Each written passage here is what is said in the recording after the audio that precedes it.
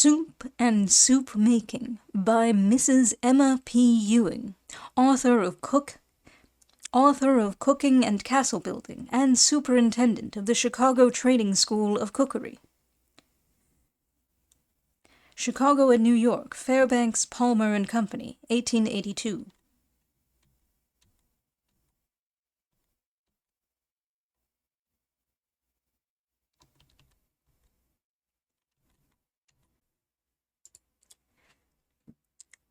Preliminary remarks. Soup is so convenient, economical, and healthful that as an article of diet it ranks second in importance only to bread, and soup making is justly entitled to a prominent place in the science of cookery. A simple soup or broth of good quality, delicately seasoned with salt and pepper, or containing some of the grains or grain products, is always acceptable, and none of the more complex soups that can be readily secured by a judicious introduction of vegetables, herbs, and spices ever meet with popular disfavor. There are enough scraps of cooked and uncooked meats, trimmings of roasts, steaks, chops, cutlets, and so on in nearly every house to keep the family supplied with nutritious, palatable soup, with very little trouble and at only a slight expense for additional material. And as the best dinner can generally be preceded with advantage by a light soup of some kind, to an ordinary cold or picked-up family dinner, a plate of soup is an invaluable adjunct and can be prepared in a few minutes in a kitchen where the value of the stock-pot is recognized and the economy of good cooking understood. Soup scientifically prepared is easier of digestion than almost any other article of diet. The solid matter which enters into its composition and would in the original form require several hours for digestion, is so broken down in the process of preparation that it can be readily assimilated with very little expenditure of vital force, and being absorbed by the stomach as soon as eaten, goes immediately to nourish the system. But soup, to fulfill its true mission, must be attractive in appearance, agreeable in flavor, and unmistakable in character.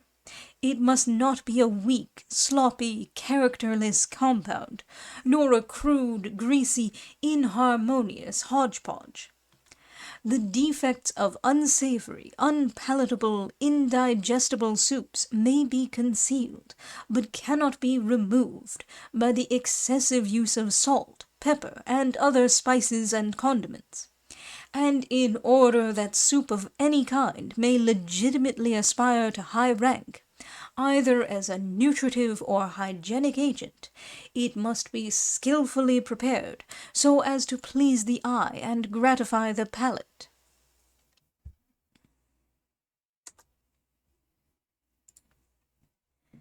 How to make soup stock. A stock pot. Any ordinary pot or kettle can be used for preparing stock, but as a digester or stock pot is one of the most useful utensils known to the culinary art, and can be obtained at almost any hardware store. No kitchen should be without one. The cook, who is provided with a stock pot, and habitually uses it 2 or 3 times a week, can utilize all available scraps, and generally has a supply of stock on hand, from which an acceptable soup or delicious sauce can be improvised in a short time, and with very little trouble. The stock pot should not remain on the stove or range, and fresh material be added from time to time to that which is partly or wholly cooked. But whenever a quantity of scraps accumulate, they should be carefully prepared and put to cook.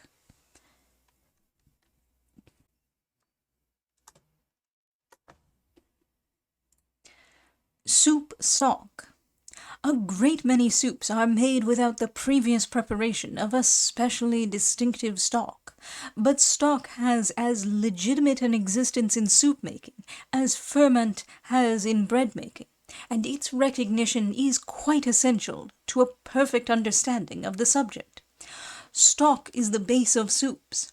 It is the fluid foundation with which other materials are mixed and skillfully incorporated into soups that in modern bills of fare are bewilderingly designated potages, purees, and consommes. Soup stock, in the strictest sense of the term, is the fluid extract of meat or meat and bones, and is of two kinds, simple and compound. Simple stock is the extract from a single kind of flesh, fish, or fowl. Compound stock is the extract from two or more kinds of flesh, fish, or fowl, mingled and cooked together, or mixed together, after being cooked separately. How to make soup stock. To make stock, meats of any kind cut in small pieces, or meat and bones well cut and broken, should be put in a pot of cold water slightly salted, and the water heated very gradually until it reaches the boiling point, after which it should be kept simmering gently for a longer or shorter time, according to the nature and quantity of the material used and the consistency of the stock wanted. When sufficiently cooked, it should be removed from the fire, strained into a jar or a bowl, and set in a cool place. Quantity of water. Authorities differ somewhat in regard to the quantity of water that should be used in preparing stock and making soup. If the simmering is to continue 6 or 8 hours, as some recommend, a little more water is required than when it is to continue only half that length of time. But as the correct proportions are about 1 quart of water to each pound of meat and bones, it is absurd to use an additional quantity of water, and waste time and material in reducing the stock to the proper consistency by evaporation. Quantity of salt. The principal object of using salted water in the preparation of stock is to facilitate the separation of the blood and slime from the meat. The quantity of salt used should be regulated by the condition of the meat, and in no case more than an ounce of salt to each gallon of water. Removing the scum. The blood and slime, when thrown to the surface in the form of scum, should be removed as rapidly as it rises. If permitted to remain after the water reaches the boiling point, it will be speedily incorporated with the stock, and injure its appearance and flavor. A little cold water poured into the pot the moment it boils will hasten the rising of the scum. Soaking and simmering the meat. The albumin of all meats, like the albumin or white of eggs, is curdled and hardened by heat, but is readily soluble in cold water, and mixes quietly with it. And when meat is put to cook in cold water, and soaked until the water reaches the boiling point, and afterward permitted to only simmer, all its juices are extracted, and mingled with the liquid so perfectly as to greatly improve the flavor, and add to the nutritive properties of the stock or soup. Quality of the meat. The flavor of soup depends upon the quality of the materials of which it is made. Tough and coarse pieces of meat, when the meat is of good quality, make good soups and sauces, and can be converted into stock advantageously, as can also a great many rough refuse bits and scraps. But it is very important that all meats of which stock is to be made should be cooked before they get tainted or stale. In fact, the fresher the meat, the better will be the quality of the stock made from it. Beef tea. Especial care should be observed in regard to the freshness of the meat for beef tea, which comes under the generic name of soup, being merely a plain soup stock. A cut from the round, on account of its juiciness, is preferable for beef tea. In preparing it, all skin and fat should be removed, and the beef cut into small pieces. It should then be covered with cold water and allowed to soak for several hours, when the water should be brought slowly to the boiling point. This tea is not so nutritious as stock simmered for 2 or 3 hours, but is believed by physicians to exercise a special tonic and exhilarating influence upon the system independent of any directly nutritive quality it may possess. Consistency of stock. The consistency of stock depends greatly upon the material used and the length of time it is cooked. Bones contain a large quantity of gelatinous matter, and when equal portions of meat and bones are used, the stock, when cold, will be quite stiff and gelatinous. And the longer it is allowed to simmer, the more stiff and gelatinous it will become. If meat alone is used, or if the stock is cooked but a short time, it will remain in liquid form. Time required for making stock. When meat and bones are well cut and broken up, all their valuable qualities will, by proper soaking and simmering, be extracted in 2 or 3 hours. And although longer cooking will render the stock thicker and more gelatinous, it is not advisable to continue it a greater length of time, as the nutrition of soup depends very little, if at all, upon the amount of gelatin it contains, and its flavor is injured by too much cooking. Straining, cooling, and keeping stock. Stock, when sufficiently cooked, should be carefully strained, and unless wanted for immediate use, should be set where it will cool as rapidly as possible. The quicker it cools, the finer will be its flavor, and the greater the length of time it can be kept. In cold weather, stock will keep fresh and sweet for several days.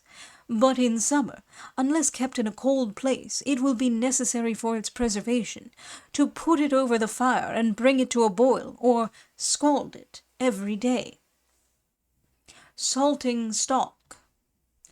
After stock has been strained and while still warm, all the salt that will be needed in the soups or sauces to be prepared from it can be added with advantage, as it becomes thoroughly incorporated with the stock and aids in its preservation. Cooking vegetables in stock.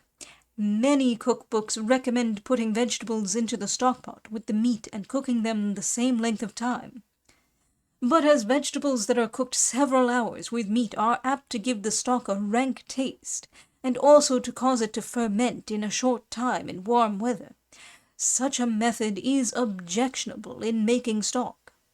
Where economy is a prominent consideration, or where the stock is to be used immediately in soup, it is perhaps as well to simmer the meat and vegetables together a sufficient length of time to extract all their flavor and nutriment.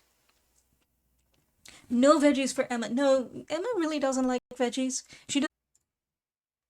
Classification of soups. After the stock has been properly made, there is comparatively little trouble attending the preparation of any kind of soup desired, and it may be proceeded with at once by the addition of spices, vegetables, and other articles, or may be postponed till another day and for another occasion. The variety of soups is illimitable and can be increased almost indefinitely, as it requires but a new combination of materials to entitle a soup to a distinctive name, and as grotesque a one as its originator may choose to bestow upon it. All soups, however, can be classified and arranged under 5 heads, namely, 1. Plain soup, 2. Clear soup, 3. Vegetable soup, 4. White soup, 5. Mixed soup. To one or the other of these divisions everything in the nature of soup belongs, and a little intelligent thought will enable the cook to select the materials adapted to and appropriate for use in each division. Flavor and color of soup. The flavor of the solid material, either animal or vegetable, from which a soup takes its name, should always predominate, when the soup is served, and only such spices should be added in its preparation as have a tendency to bring out and perfectly develop the flavor of the dominant article. This proposition holds good and should be conformed to also in regard to the color, so far at least as to prohibit the introduction of dark-colored vegetables, spices, etc. into light-colored soups. Removing the grease. Before using stock for soup, the first thing to be done is to remove from it all superfluous grease. When it is to be used without being permitted to cool, a little cold water, poured into it as soon as strained, will cause the grease to rise to the surface so it can be skimmed off without difficulty. If it is set aside till cold, the grease will form in a cake on the top of the stock and can be taken off when convenient, but as it excludes the air, it is better to let it remain till the stock is needed. Class 1. Plain soups. Plain soup, in its strictest sense, is either simple or compound stock, seasoned with salt or with salt and pepper. The addition of some of the grains or grain products generally improves the flavor and increases the nutritive value of any simple soup or broth, but does not take it out of the category of plain soup.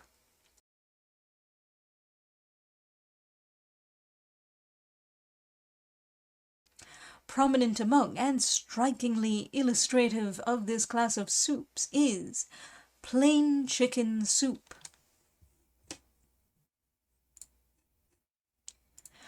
The flesh of the fowl from which the stock is to be made should, with the exception of the breast, be cut into small pieces and the bones broken. The breast, with the skin as perfect as possible, should be placed in the pot whole, on top of the prepared material, and removed as soon as tender. To each quart of stock, when strained and skimmed, add an ounce of rice and let simmer 3/4 of an hour. Then add the breast of the chicken, cut in dice, a little minced parsley, and salt and pepper to taste. Plain chicken soup is much improved if about a pound of round steak be cut up and cooked with the fowl. To this soup add a pint of sweet cream, thicken with flour, and flavor highly with celery, and the product will be a much admired white soup, cream of celery soup. Or if the celery and cream be omitted, the addition of half a teaspoonful of curry powder will transform it into a choice mulligatawny soup. Class 2. Clear soups. Clear soup is made from simple or compound stock. By straining and clarifying. It can be seasoned with salt, pepper, and other condiments, or with salt and pepper alone. In the preparation of clear soups, herbs, spices, and vegetables are frequently cooked with the stock and strained out, and the soup then clarified. All soups that are made with a foundation of clarified stock, or that have clear soup for a base, can be thickened with arrowroot, cornstarch, and similar articles, or flavored with various vegetables, cereals, etc., without losing their distinctive name or character, provided care be taken to use only such articles as will not injure the clearness of the soup. As excellent illustrations of this class of soups take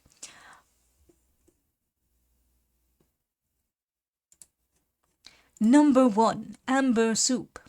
Put a gill each of sliced onion, carrot, turnip, and parsnip, fried to a delicate brown, together with the bits of ham or bacon with which they were fried, into a soup kettle. Add to them a sprig each of parsley and thyme, half a bay leaf, 2 cloves, 5 peppercorns, and cover with 5 quarts of plain or compound stock. Simmer gently for an hour, strain, remove the grease, and clarify. Heat to boiling point, season with salt and pepper, add a tablespoonful of caramel, and serve. If properly made and carefully strained and clarified, this soup will be as transparent as amber. Number 2. Tomato soup. To 4 quarts of clear soup, add a quart of strained stewed tomato, a teaspoonful of sugar, a tablespoonful each of cornstarch and butter stirred together, and salt and pepper to taste. Boil a few minutes and serve. Number 3. Julienne soup. To 4 quarts of clear soup, add a gill each of carrot, parsnip, turnip, celery, string beans, core of lettuce, and a small onion, cut into thin pieces about an inch in length, and simmer gently until all the vegetables are tender. Season to taste with salt and pepper, and 10 or 15 minutes before serving the soup, put into it a few watercresses or some sorrel leaves. If all the vegetables are not readily obtainable, 1 or more of them can be omitted without serious detriment to either the flavor or title of the soup. Class 3. Vegetable soups. Vegetable soup is made by cooking vegetables in either simple or compound stock. Or a special stock may be prepared by adding water or milk to the juice extracted from vegetables. A vegetable soup may contain but a single vegetable, or it may contain a variety of vegetables and be of any color desired. The vegetables may be cooked a longer or shorter time and left in or strained out of the soup, according to taste or fancy. Number 1. Plain vegetable soup. To 3 quarts of stock, add a gill each of sliced carrot, turnip, parsnip, and onion, and simmer gently till tender. Half an hour before serving, add a stalk of celery cut in small pieces, or 2 or 3 sprigs of parsley. Season with salt and pepper. A number of plain vegetable soups, quite different in character, can be very readily compounded by using a greater or smaller variety of vegetables, or by adapting the combination to the season and the appetite. Number 2. Onion soup. Fry in an ounce of butter or clarified drippings till a light brown, 2 or 3 large onions sliced thin. Then add 2 ounces of flour and stir till about the same color. Mix thoroughly with a pint of cold stock. Place over the fire in a soup kettle, and when it comes to a boil, pour in a quart of boiling milk into which 3 boiled potatoes, mashed to a smooth paste, have been stirred. Season with salt and pepper and serve hot. Water can be used instead of stock in this soup, if more convenient, and the soup still be delicious. Number 3. Dried pea soup. Soak for several hours, or overnight, a pint of dried peas in 2 quarts of cold water. Drain and put to cook in 4 quarts of cold water, with a 1/4 pound of breakfast bacon or salt pork, fried to a light brown. As soon as the water boils, skim carefully, cover closely, and let simmer gently 3 or 4 hours, or until the peas are very tender. Strain and return the soup to the kettle. Add a teaspoonful of sugar, 2 quarts of stock, and when boiling, a tablespoonful each of flour and butter. Season with salt and pepper, and serve with toasted bread cut in dice. Pea soup can be made in this manner without the bacon or pork, in which case it is advisable to use a cup of sweet cream instead of the butter, and to season delicately with celery. Sweet corn is a very desirable mixture for pea soup, and sugar may be dispensed with when it is used. The addition of a little crushed spinach juice will convert this into a nice green pea soup. If the spinach juice be omitted, and a cup of dark rich gravy, a spoonful of caramel, and a flavoring of herbs and spices be substituted, the entire character of the soup will be so changed that it must be transferred to the list of mixed soups. Class 4. White soups.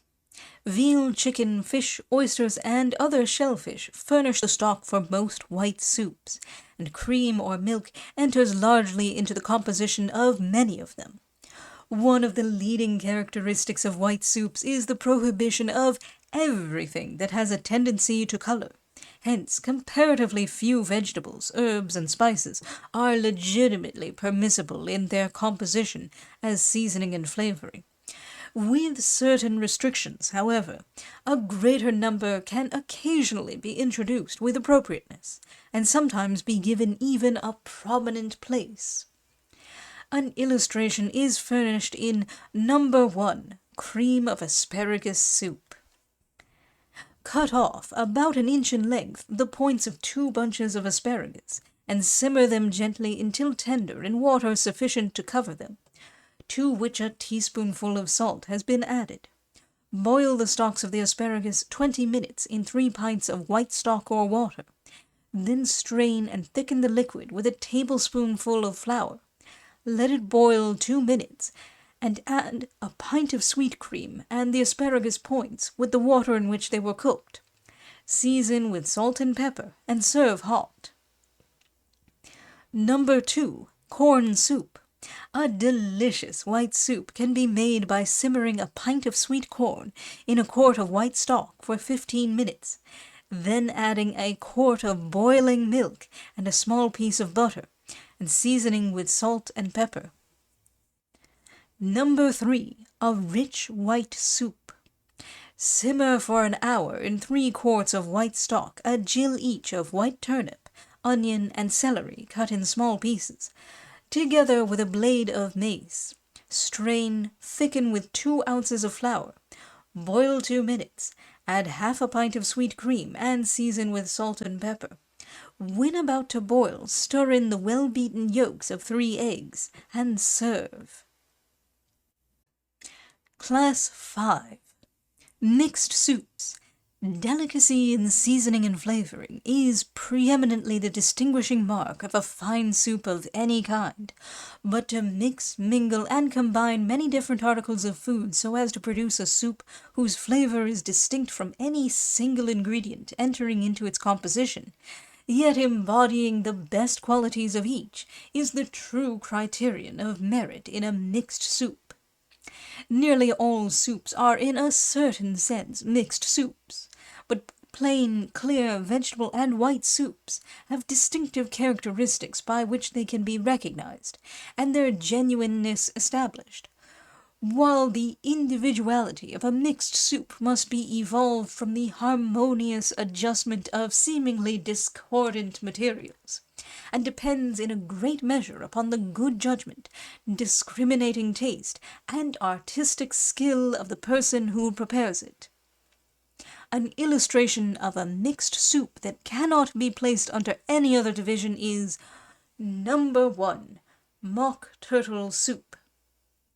Ingredients: a calf's head, a beef soup bone, 5 quarts cold water, 1 onion, 1 turnip, 1 carrot, 1/2 stalk celery, 1/2 bunch parsley, 1 bay leaf, 1 lemon, 5 cloves, 10 allspice, 10 peppercorns, 1/4 nutmeg, 2 teaspoons of salt, a little cayenne pepper, 2 ounces butter, 1 ounce flour, a glass of wine to each quart of soup. Put the head after removing the brains with the spices in the soup kettle, and cover with 3 quarts of cold water to which half a teaspoonful of salt has been added. When it boils, skim carefully and let simmer 4 or 5 hours, removing the meat as soon as tender. Strain and set aside till next day.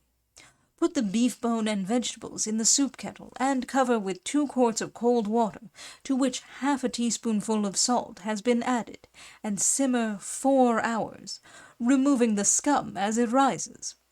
Soak the brains in cold salt water an hour, tie in a linen cloth and boil gently 20 minutes in salted water. Plunge an instant in cold water to render white and firm. Cook 2 ounces butter and 1 ounce of flour in a saucepan till very brown. Put both soup stalks together in the kettle, after all grease and settlings have been removed.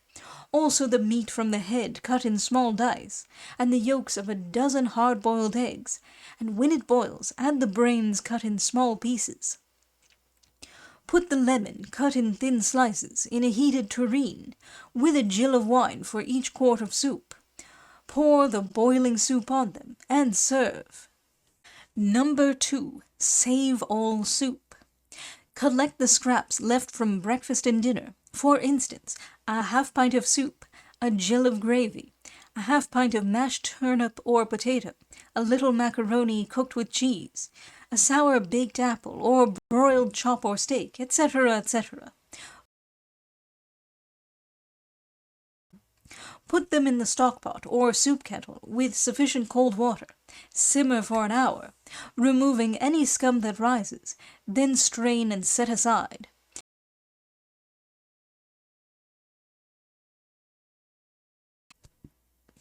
Next day, remove the grease.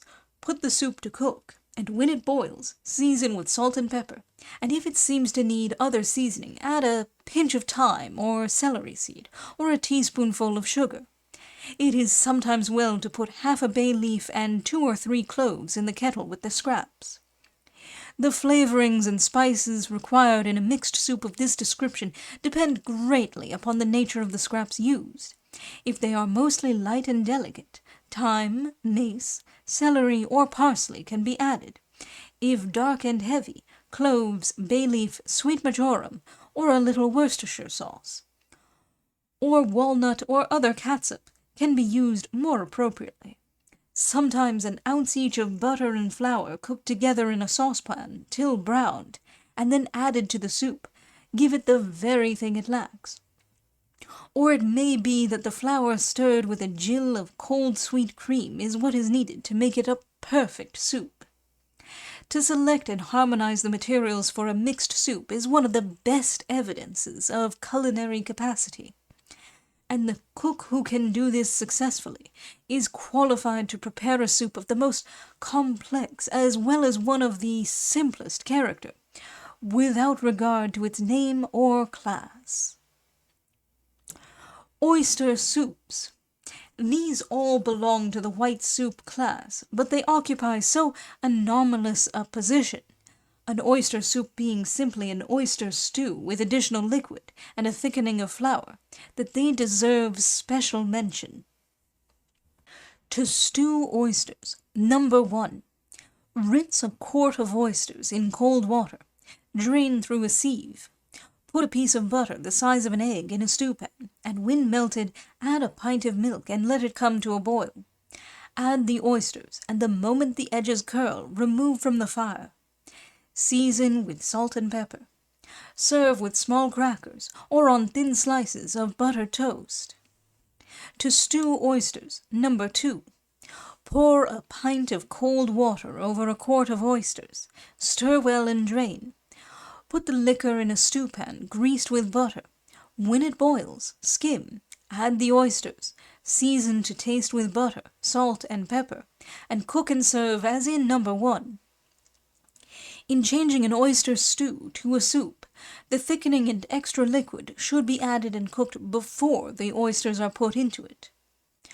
Potages, purées, and consommes.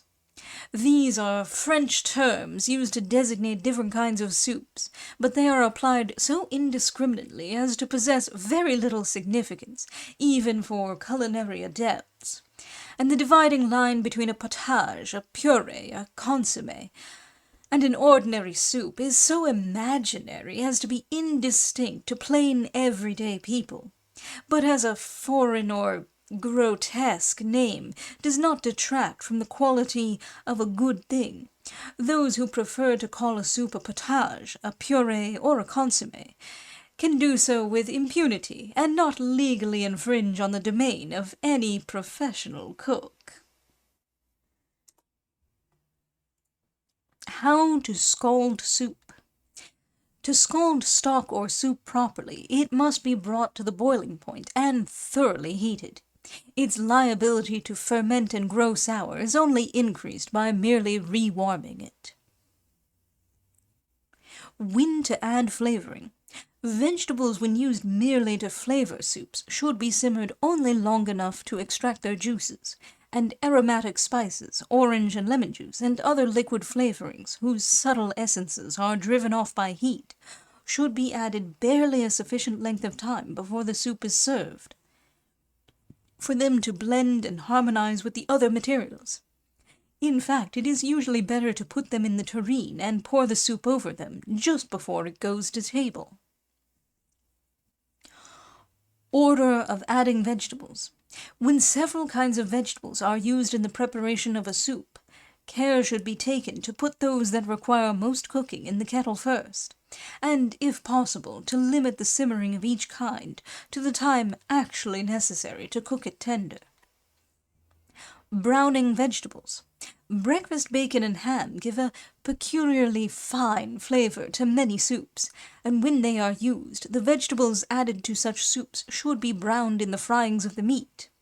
But when neither bacon nor ham is used, the vegetables should be browned in butter, as in most cases they impart a richer flavor to the soup, if nicely browned in a little grease before being added. Vegetables, etc., adapted to soups. While nearly all kinds of vegetables, herbs, spices, and cereals can be appropriately used at pleasure in clear, vegetable, and mixed soups, those specially adapted to white soups are cauliflower, potato, white turnip, onion, celery, salsify,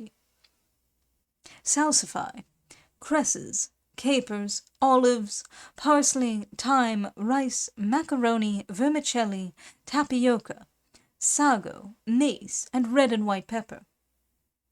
To clarify soups. To each gallon of soup add, while cold, the whites and shells of 2 eggs beaten with a little cold water.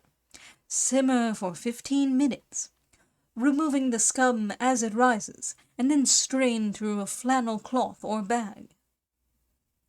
Caramel. Preparations for coloring and flavoring soups can be obtained at almost any grocery by those who wish to use them, but caramel, which is innocent and cheap, is one of the best coloring materials and is easily prepared. Stir half a pound of sugar and a spoonful of water in a saucepan over the fire till a bright brown. Then add half a pint of water, boil a few minutes, and strain.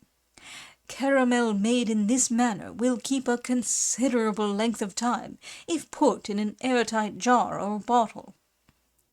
Thickening for soups. When flour, cornstarch, farina, or arrowroot are to be used as thickening for soups, they should be stirred to a smooth paste with cold milk, cream, or butter, and then added to the boiling soup. If the flour is desired brown, it should be cooked with butter before it is added to the soup. Additions to soups. Eggs cooked in a variety of ways, croutons, noodles, dumplings, forcemeat balls, and a dozen other articles that are manufactured for the purpose, are used according to fancy as additions to soups. Some of them are cooked in the soup and served with it, and some are cooked separate and put in the tureen or the individual plates, and the soup poured over them. Croutons. A bit of toasted or fried bread is called in French a crouton. And croutons, which are simply bits of bread toasted or fried brown, are very nice in a variety of soups. The bread can be toasted in the ordinary way and used dry, or it can be buttered, cut in dice, and toasted brown in the oven, or fried brown in butter or drippings. The best way of serving croutons is to put a spoonful of them in each plate and pour the hot soup over them. Noodles.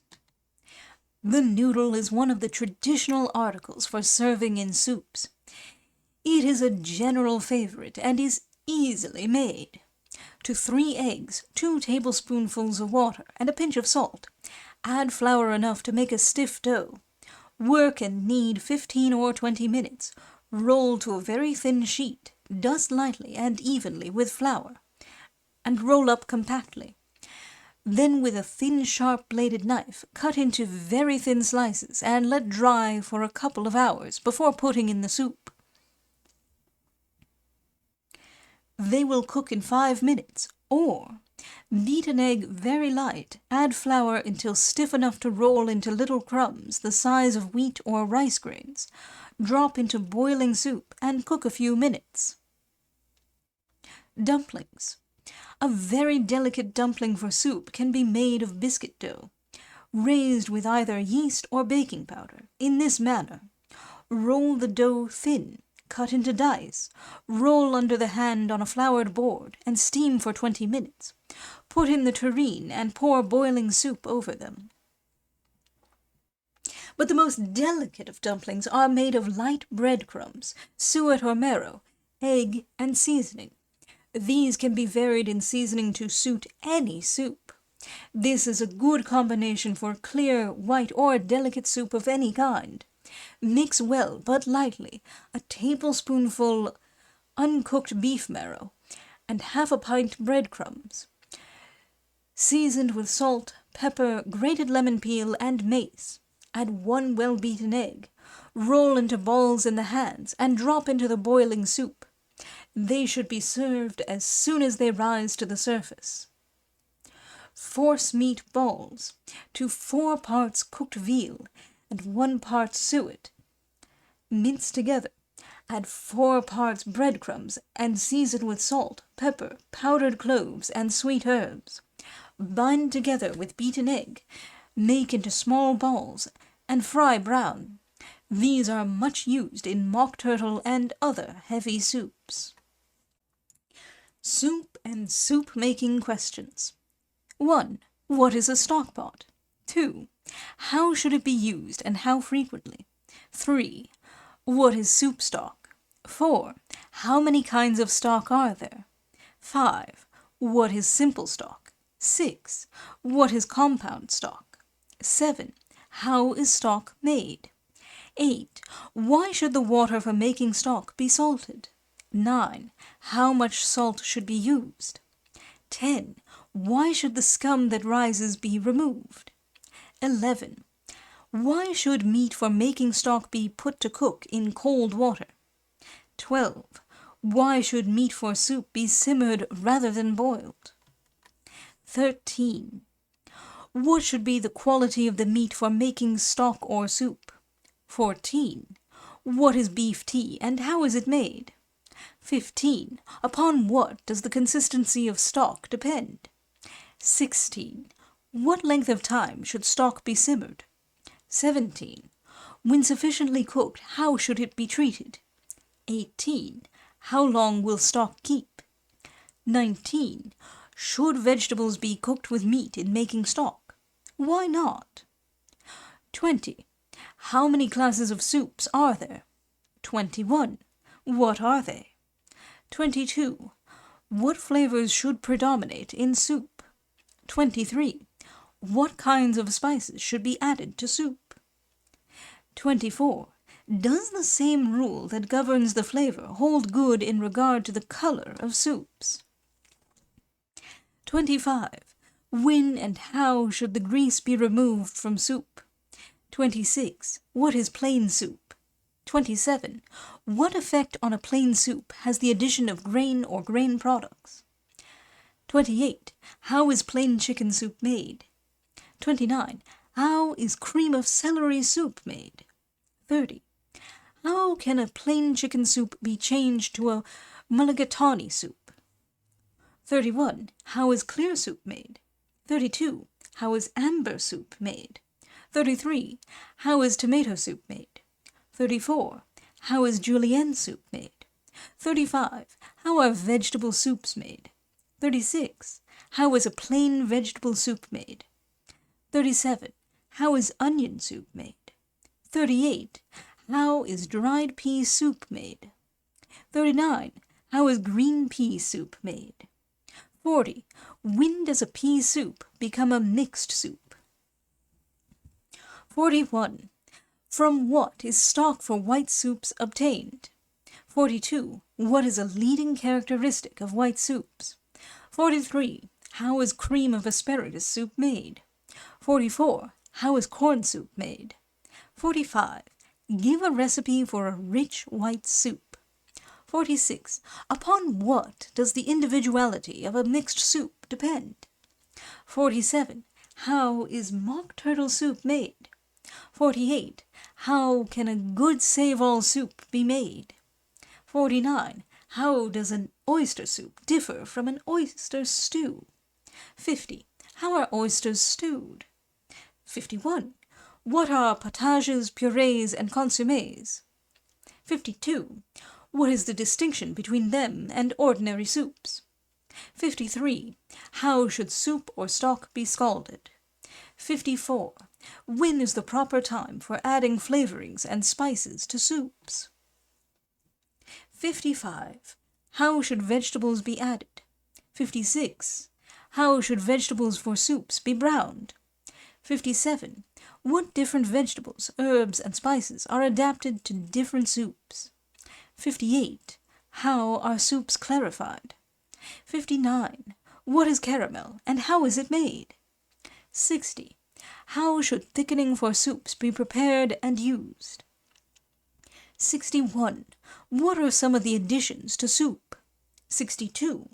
What are croutons, and how are they made and served? 63. How are noodles made? 64. How are dumplings made? 65. How are force meatballs made? Finis. That is the end of Soups and Soup Making by Emma P. Ewing.